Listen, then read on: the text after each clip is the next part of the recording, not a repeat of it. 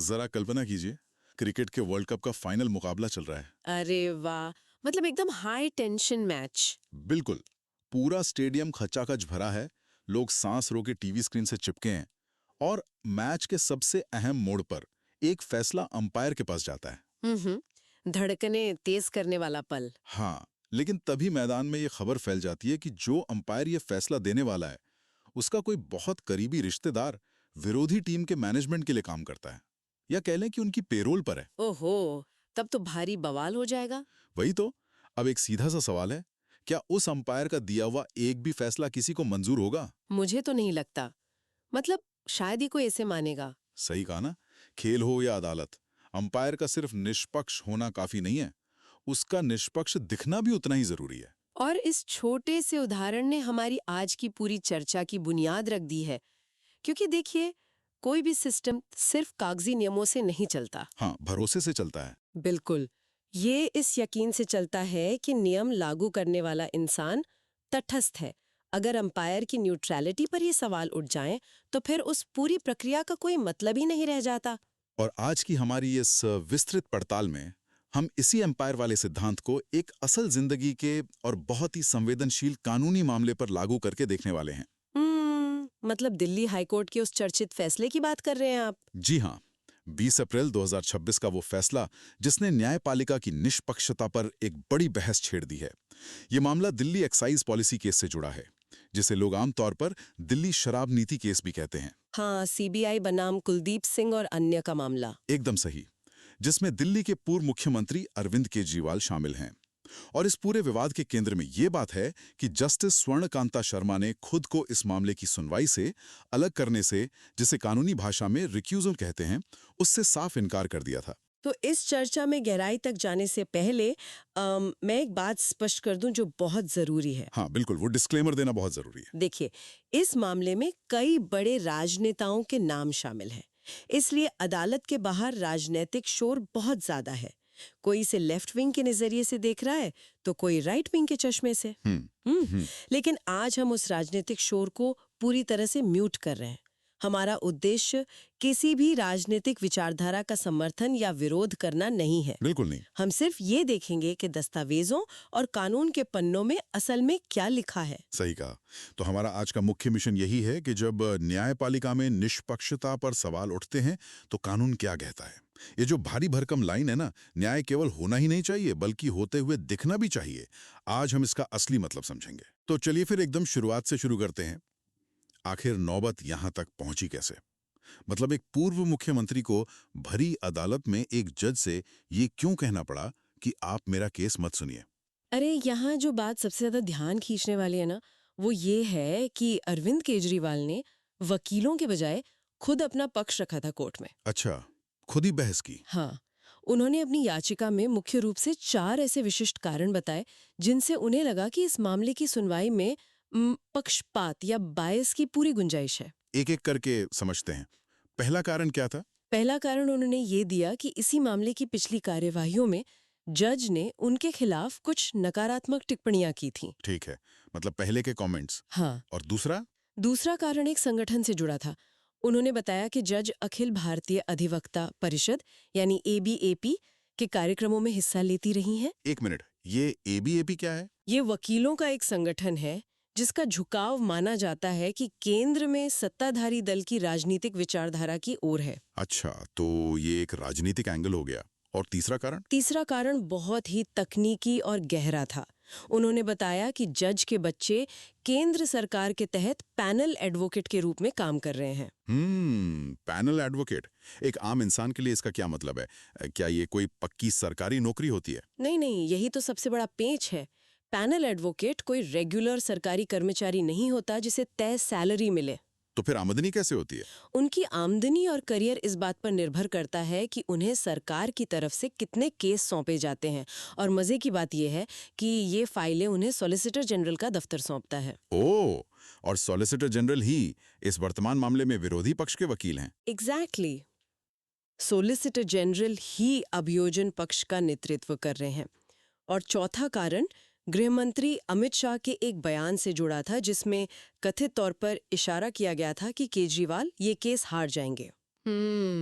रुकिए, इस तीसरे बिंदु को थोड़ा और डिकोड करते हैं। मैं एक कॉर्पोरेट दुनिया का उदाहरण देता हूँ। हाँ, बताइए।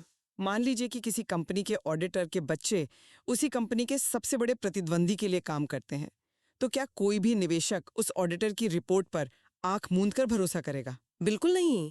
सवाल तो उठेंगे ही। तो मेरा सवाल यह है कि अदालत के नजरिए से क्या इस तरह के कारण एक संभावित पक्षपात या एप्रीहेंशन ऑफ बायस साबित करने के लिए काफी माने जाते हैं? अब ये सवाल हमें जजों के हटने के कानूनी इतिहास की तरफ ले जाता है। भारत में किसी जज के हटने का कोई लिखित कानून नहीं है। मतलब कोई कोडिफाइड रूल बुक नहीं है। ना, बिल्कुल नहीं। ये एक तकनीकी मुद्दे से ज्यादा एक नैतिक मुद्दा है।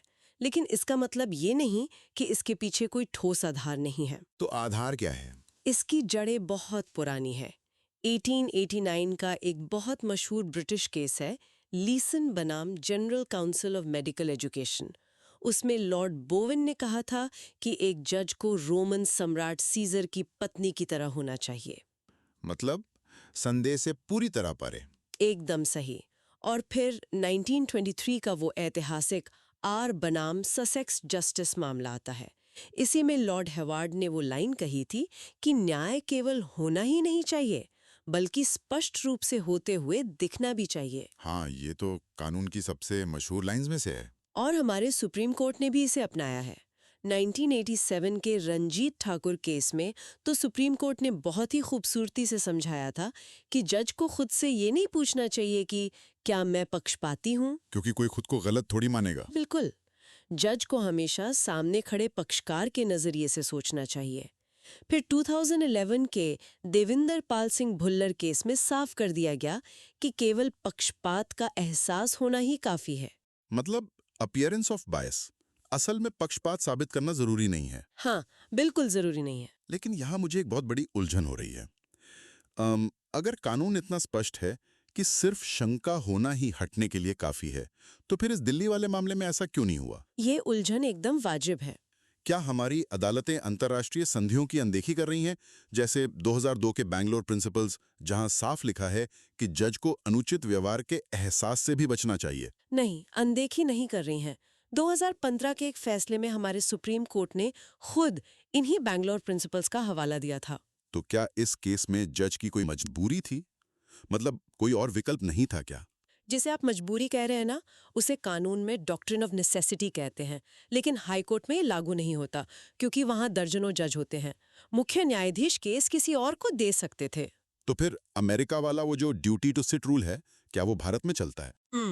भारत में ज्यादातर इस अमेरिकी सिद्धांत को नकारा ही गया है। जस्टिस अरुण मिश्रा के एक मामले को छोड़ दें तो हमारे यहाँ जजों पर केस सुनने की ऐसी कोई सख्त ड्यूटी नहीं थोपी जाती अगर शंका हो तो फिर वो 20 अप्रैल 2026 के फैसले में जस्टिस स्वर्णकांता शर्मा ने आखिर अपने बचाव में क्या तर्क दिए? जज ने केजरीवाल के दावों को मनगढ़ंत बताया, लेकिन सबसे ज्यादा चर्चा उनके एक सवाल की हुई। उन्होंने कहा कि अगर नेताओं के बच्चे राजनीति में आ सकते हैं, तो एक जज के बच्चों पर सवाल उठाना कैसे सही है, जो दूसरों की तरह आजीविका कमाने के लिए संघर्ष करते हैं। अरे लेकिन एक मिनट, क्या केजरीवाल ने अपनी याचिका में ये कहा था कि जज के बच्चों को वकालत करने का हक नहीं है? एग्जैक्टली, यही तो सबसे बड़ा मिसकम्युनिकेशन हुआ। केजरीवाल का तर्क ही बिल्कुल नहीं था। तो उनका असल पॉइंट क्या था? उनका पॉइंट बच्चों के पेशे पर नहीं था, बल्कि अभियोजन पक्ष यानी सॉलिसिटर जनरल के साथ उनके उस सक्रिय पेशेवर रिश्ते को लेकर था, जो फाइलें वहां से आती हैं। हाँ, वो आमदनी वाला एंगल जो हमने डिस्कस किया, और वो जो एबीएपी कार्यक्रमों वाली बात थी। उस पर जज ने कहा कि वो अकादमिक कार्यक्रमों में जाती हैं, इसलिए किसी एक संस्था के कार्यक्रम में जाने को विचारधारा की ओर झुकाव नहीं मानना चाहिए। यहाँ मेरा एक बहुत ही तीखा सवाल है। हाँ, पूछिए। क्या ये अपने आप में अजीब नहीं है कि जिस जज पे पक्षपात का आरोप लग रहा है, वही जज ये तय कर रही है कि वो पक्षपाती है या नहीं? ये तो आपने एकदम दुखती रग पर हाथ रख दिया।